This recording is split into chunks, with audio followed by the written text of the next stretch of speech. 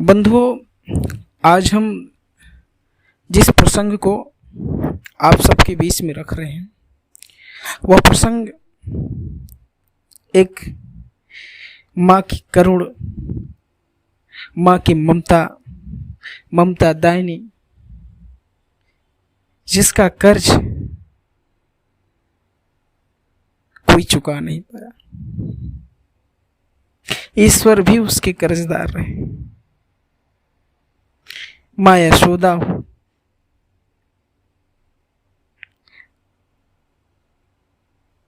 माँ कौशल्या हो, माँ देवकी हो, इन सब का कर्ज भगवान भी नहीं उतार पाए, तो हम एक मनुष्य क्षणिक मात्र है। बहुत से महापुरुष आए, बहुत से महापुरुष गए, सबन ने माँ के पेट से ही जन्म लिया। जिस प्रसंग को आज हम आपको बताने जा रहे हैं, एक बहुत ही भक्त विभोर महिला जिसकी शादी होती है, शादी के उपरांत बहुत साल बीत जाते हैं, फिर भी कोई संतान नहीं होती। संतान ना प्राप्त होने के कारण उसका मन सदा दुखी रहता था। उसके पतिदेव भी सदा दुखी रहते थे, इसी बात की चिंता रहती थी कि मुझे भी एक संतान हो जाए। वह प्रतिदिन इस मंदिर उस मंदिरों का चक्कर लगाती और भगवान से प्रार्थना करती, हे ईश्वर, मुझे भी, मेरी भी गोद भर दो, मेरा भी बूढ़े का सहारा, बूढ़े की लाठी कोई बना दे। करते करते 15 साल बीत गए,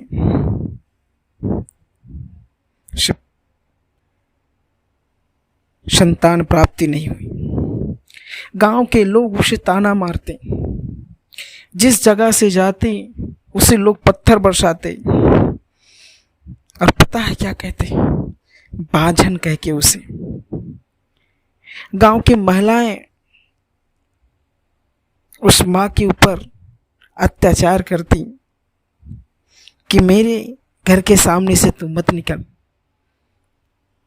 मेरी बहू को बच्चा नहीं होगा, मेरी बेटी को बच्चा नहीं होगा, तू पापिन है, तूने पता नहीं कौन सा कर्म किया है, जिस कर्म को आज भोग रही है।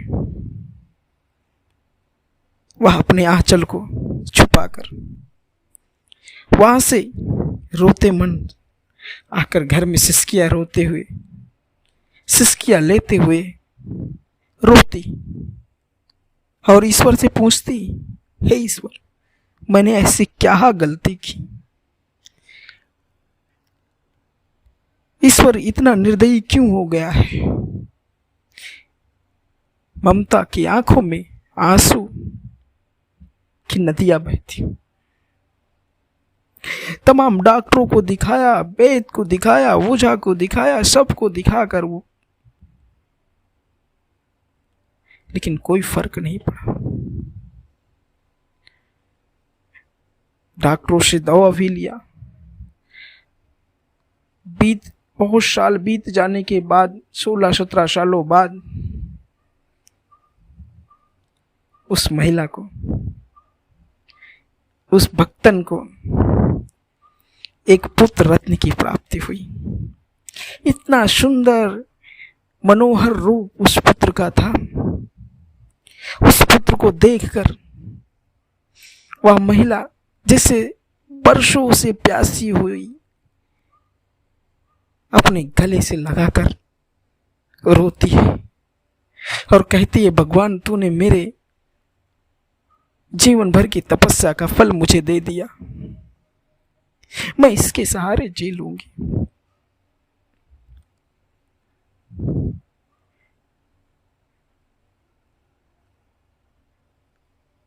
समय बीतता गया, लड़का जवान होता गया।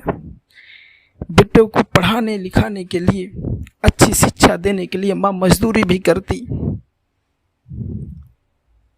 दूसरे के यहाँ बर्तन भी मांजती, खेतों में काम भी करती। उसके पिताजी किसान थे, खेतों से जो भी बचता उसको बाहर शहर में ले जाकर बेचकर पैसा इकट्ठा करते, किताबों को लाते, बेटे को कभी कमी नहीं होने दिया। सूट बूट में बनाकर बेटे को पढ़ने भेजती, अच्छे से अच्छे स्कूल में उसे दाखिला दिलाया, कोचिंग और ट्यूशन का भी प्रयोजन किया। धीरे धीरे बेटा बड़ा होता गया। जब बेटे की उम्र 10 साल ही रही, एक दिन पिताजी उसके शहर सब्जियों को लेके गए थे। वहां किसी गाड़ी ने उनको टक्कर मार दिया, जिसमें उस महिला के पति की मौत हो जाती है। काल के गाल में समा गया। अभी कुछ दिन से खुशियां आई ही थी उसके घर में, उसका पति चला गया। रोती बिलखाती करती क्या, जाना सबको है। धीरे धीरे भूलती गई और अपने बेटी के प्यार में मग्न हो गई। बेटे को पढ़ने के लिए वह दिन रात मजदूरी करती, मजदूरी करके उसे फीस बढ़ती। बेटों को पढ़ने के लिए यूनिवर्सिटी में भेजा, हॉस्टल जाकर बेटा पढ़ने लगा। माँ से रोज पैसे की मांग करता, दूसरे तीसरे दिन माँ क्या करती, माँ कुछ ना कुछ बेचकर अपना पैसे देती। भूखे पेट सो जाती, लेकिन बेटे को कभी ये एहसास नहीं होने देती कि उसकी माँ के पास पैसे नहीं है। एक फटी लुगरी में वह एक एक हफ्ते काम चलाती। किसी किसी दिन तो अनाज उसके नसीब में नहीं होता, क्योंकि अब वो बूढ़ी हो चुकी थी। बेटा कॉलेज पढ़ने गया, वो पढ़ता नहीं, गलत संगत में पड़ गया। गलत संगत के कारण गलत व्यसन लग गए, दारू गांजे का सेवन करने लगा। संगत का असर इतना खराब हुआ कि वह मां से नित पैसे की मांग करने लगा। कहता, मां आज मुझे ये प्रोजेक्ट में लगाना है, आज मुझे वो प्रोजेक्ट में लगाना है। करते करते मैंने अपनी सारी जमीन जायदाद बेच दी। कुछ टुकड़े उसके हिस्से में कुछ बचे थे, जिससे वो बोती खाती थी। उसकी लत इतनी खराब हो गई दोस्तों के साथ, और वह एक लड़की के चक्कर में पड़ गया।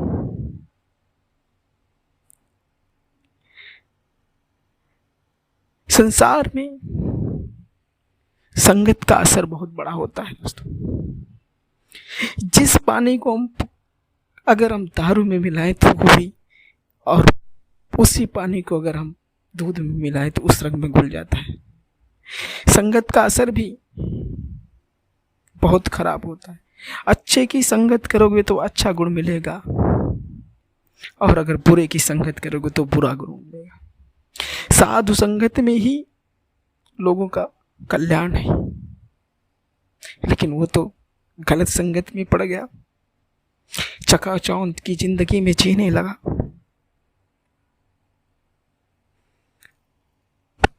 पढ़ाई करके लौटा और वह अपने साथ उस लड़की को ब्याह कर लौटा। आकर जब माँ के पास आता है तो कहता है, माँ मुझे विदेश जाना है, मुझे पढ़ने विदेश जाना है। माँ कहती है, बेटा कुछ दिन की मोहलत दे दो, मैं पैसे का इंतजाम।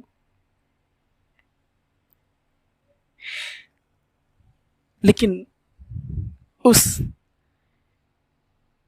बेटे के ऊपर तो पाप सवार था, काल सवार था। और लड़की भी ने कहा, देखा तेरी माँ, ये भिखारन, ये तुझे भेजेगी पढ़ने के लिए विदेश।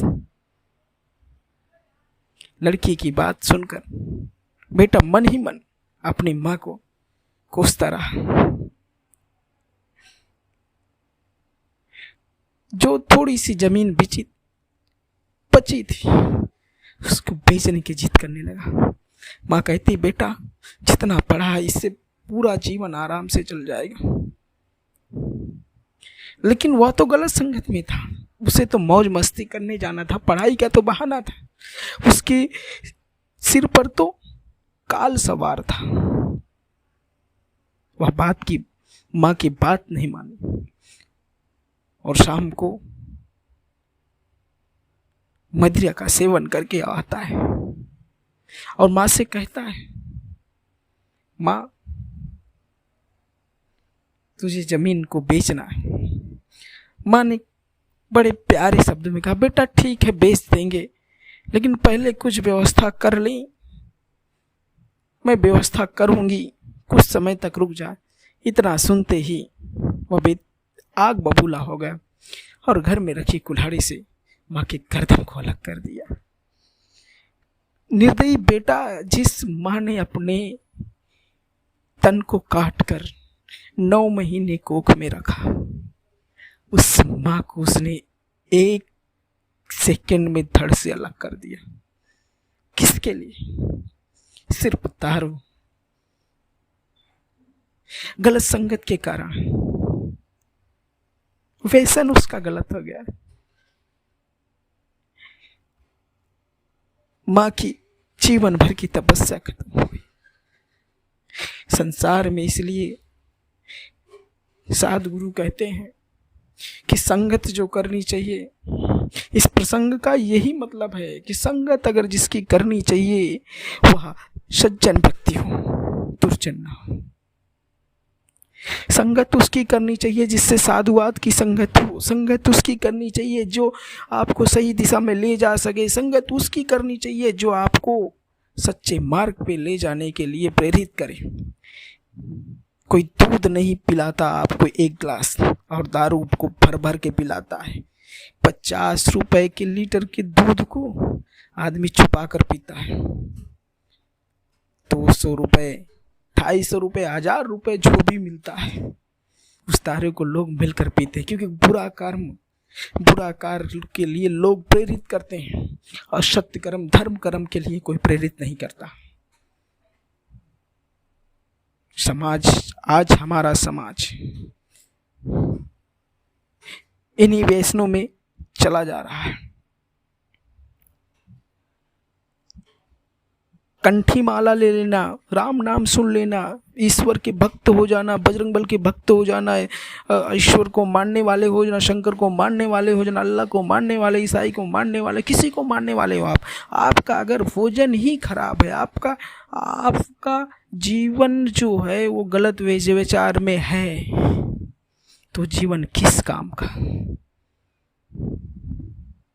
इसलिए अगर अपने परिवार समाज को बचाना है तो गलत संगत से बचो। एक माँ ने क्या बिगाड़ा था, जीवन भर की तपस्या क्षण भर में खत्म हो गई।